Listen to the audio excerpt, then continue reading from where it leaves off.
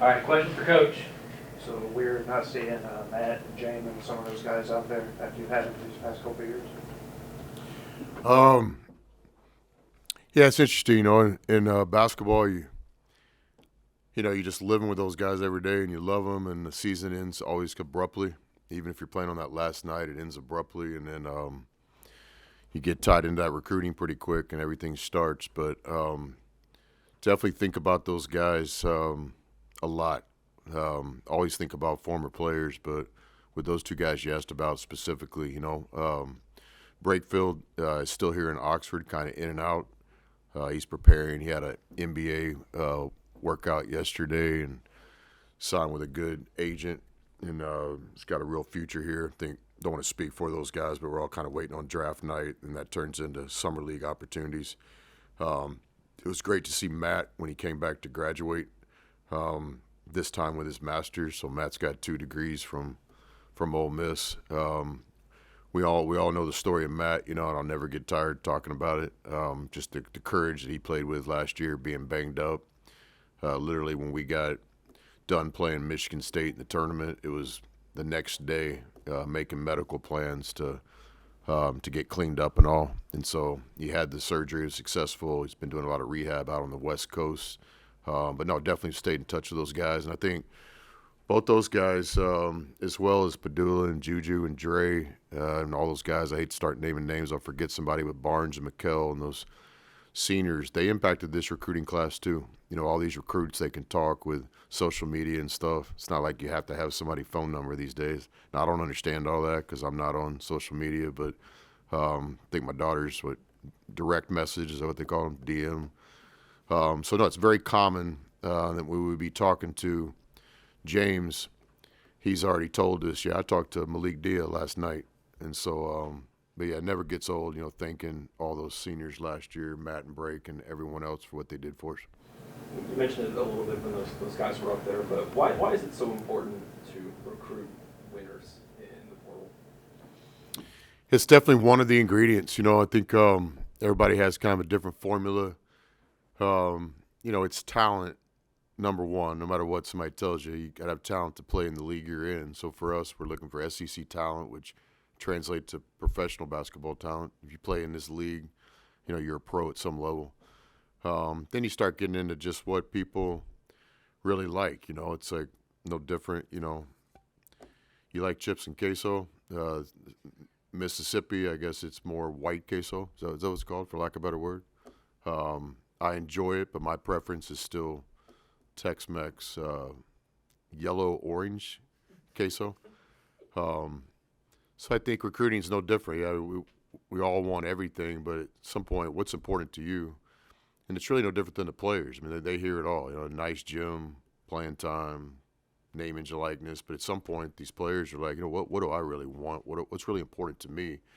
And so for us, it's competitiveness, love of the game, being a great teammate, desire to get better, wanting to have a face-to-face, honest conversation on a daily basis. And then what you mentioned, winning, it's very important. I mean, to coach guys like Travis and James that have played in NCAA tournaments, have played in teams that all year long got better, and they're a part of the grind, there's no substitute for this. And from time to time, you take that player that maybe hasn't experienced winning, but that's a challenge. I mean, there's something about winning. When there's 6 minutes left in the game and it's tied up, some guys think we're going to win this game. Some guys think I've never won a game like this before. So not just Travis and James, but we have a lot of winners on this team. Several of our transfers played in the NCAA tournament. All 3 of our high school players won at the highest level. Ilias played winning basketball in Europe, so it's important to us. It's something we've talked about. Ilias is a really interesting case. How did that kind of relationship develop? How did y'all identify him, find him, and then because that recruitment's a little different than all the other ones, right? Because he's overseas. How did that kind of fall, if you will? Yeah, it's just such a small world now. You can literally know about a guy in Spain or Russia or France or Italy, just like you know of somebody in Jackson, Mississippi. So I just think just the access to the information. Basketball is a small world when you really get at it. There's all sorts of connectors. Certainly on our staff, Brian Berg was the lead recruiter, and everyone on our staff did a great job on all these players. But we were able to develop a relationship with Ilias and his family, and his representation, his basketball family. So just excited that, he's trusting us with his next step in his basketball future. Coach, rough settings, I think Scipio, how do summer practice and workouts, how do they affect your view of the team? Yeah, just a good question. Just constant eval, so much goes into the eval process in recruiting. Maybe you've coached against a guy, maybe you've seen a guy in person. But our access to video, you got to understand, we watched every game that James played in college, both at, where was PK at before Louisville? Charleston. I've been Charleston, then Louisville, and certainly Travis, playing last year in the SEC. But we also like to try to kind of reset and have a new opinion. Something I always tell myself and the coaches about are we take the practice floor each day and we have no preconceived ideas. We have an idea of some guys' strengths and weaknesses, but it's really reset. Because sometimes you'll be pleasantly surprised. Guys got some stuff in his game that maybe you didn't see in the evaluation process. And then sometimes it might go the other way. Guy might have to work on some things that you thought were a little bit ahead of where they were. So it's a fine balance. We study a lot of their past. We have open dialogue with our players. We spend a lot of time with them every day. And then certainly now when we have these precious select opportunities to be on the floor with our guys this summer, which, by the way, is a ridiculous rule in my mind. Why wouldn't we be able to spend as much time as the players want to spend with us in the summer? But no, practice is sacred, so we're constantly evaluating. It's like we're trying to get some things done in today's practice, but we're also just trying to watch the guys play basketball too. And like Travis said, we're fighting time more than anything.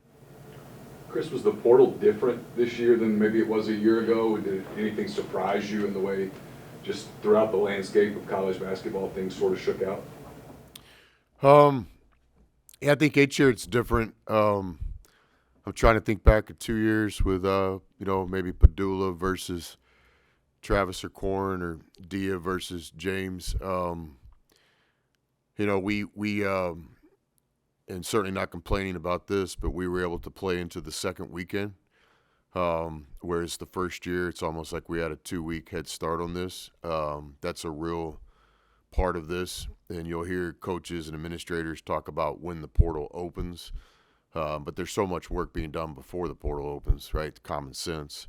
And so for us this year, I think the portal opened on Monday, if I'm not mistaken, and we got done playing on Saturday. Was that a Saturday game, Michigan State, or Sunday? Thursday or Friday. So, yeah, so we get back to Oxford, and then 2 days later it opened. So that was a little bit different, that we were in a little bit tighter of a time frame. This year, I think it's safe to say, no secret, there was less official visits going on.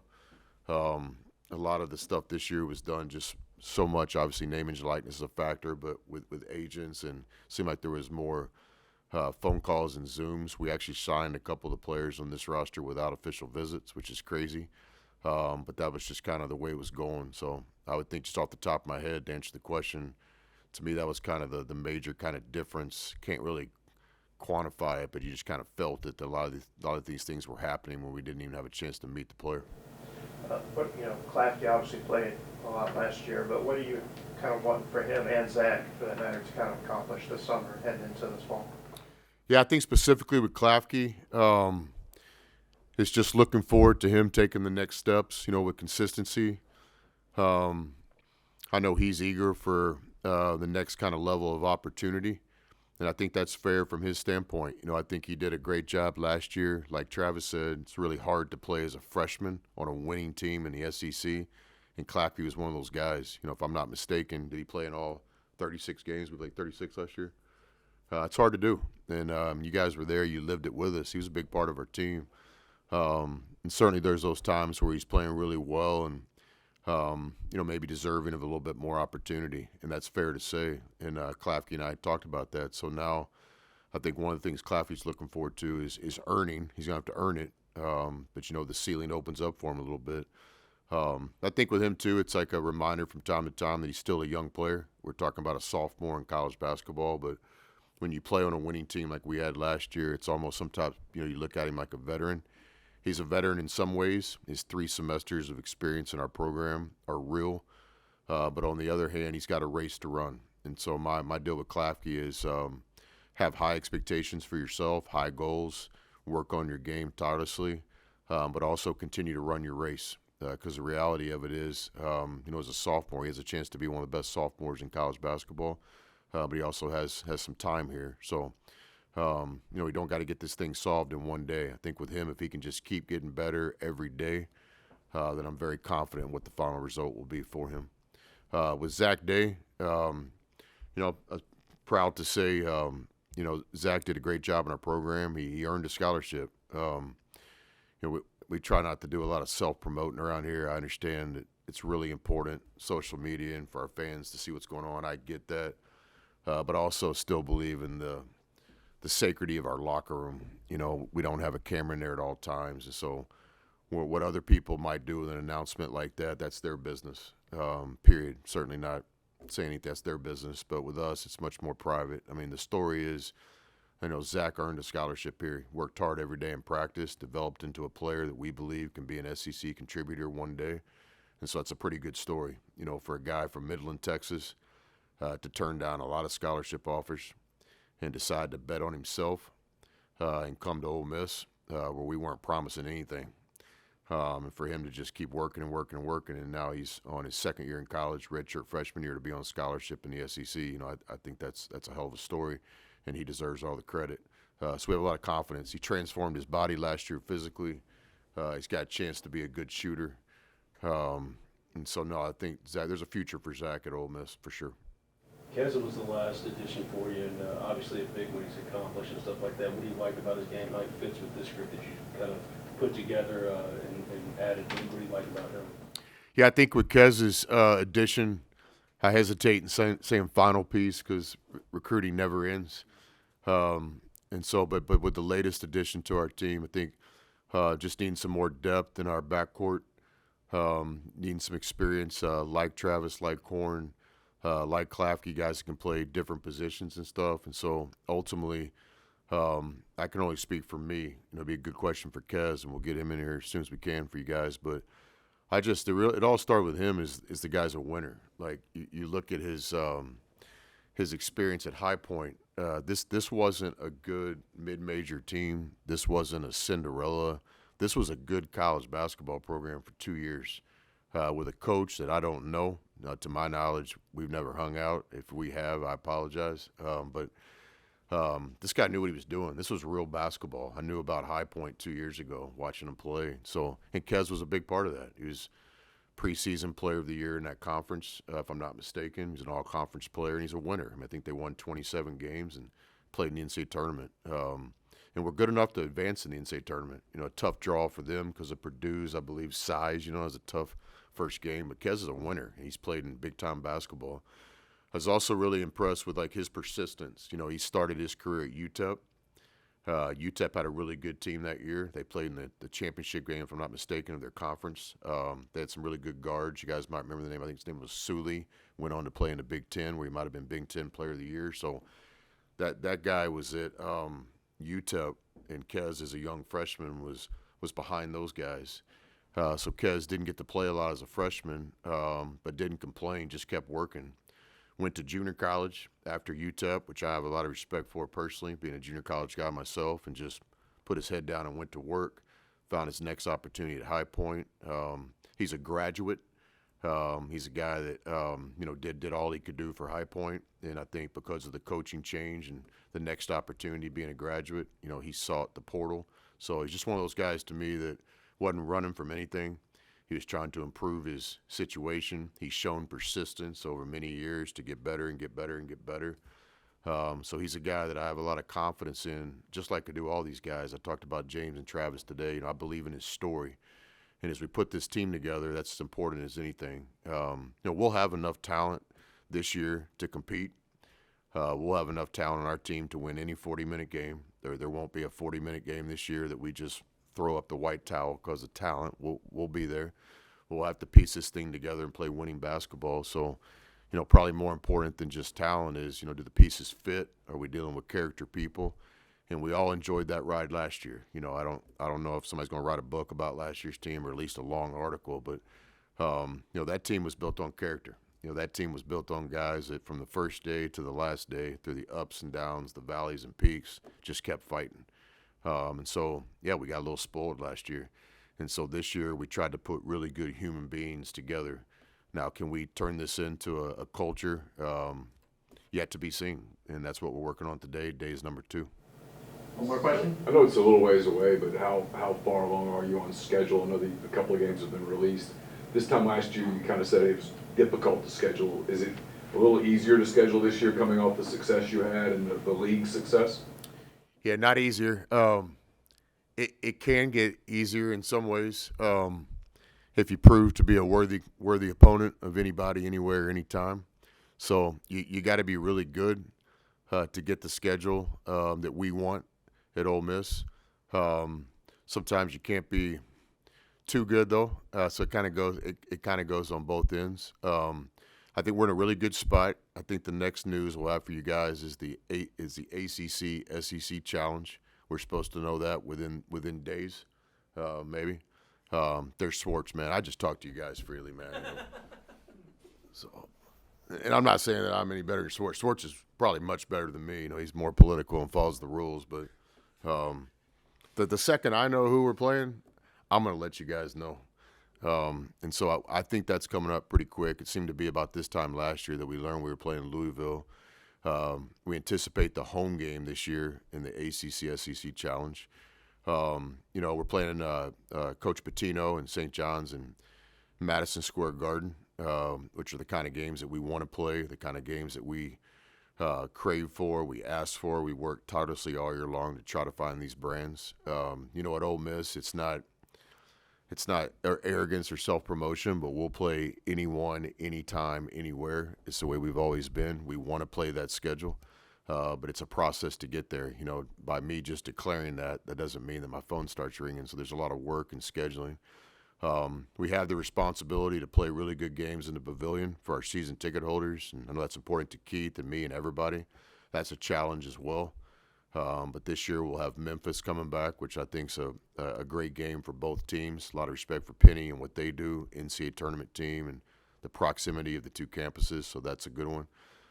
We're actively seeking, I guess you'd call it maybe our last kind of showcase game, which will be against a BCS opponent. As soon as we get that done, we'll let you guys know. We're committed to playing in other parts of the state, whether that continues to be Biloxi or South Haven. We've also had some interest in playing in Jackson and Tupelo. So I think this is important. Being the University of Mississippi, I think it's important that we play in other parts of the state. So these are all things we're working on, and we'll continue to communicate with you guys every step of the way. Thanks, guys. You said you were. Yeah, I did want to ask, big picture, has the House settlement changed your job at all? Or I know it's all happening, I think, on July 1, but have you had a chance to think about that or deal with all that? Yeah, think about it. Not as much as you'd probably think, because my thing is, I don't think about things I can't control. I don't spend a lot of time thinking about what the weather's going to be tomorrow because I have no sense of control. Much more concerned about whether we can get a rebound around here.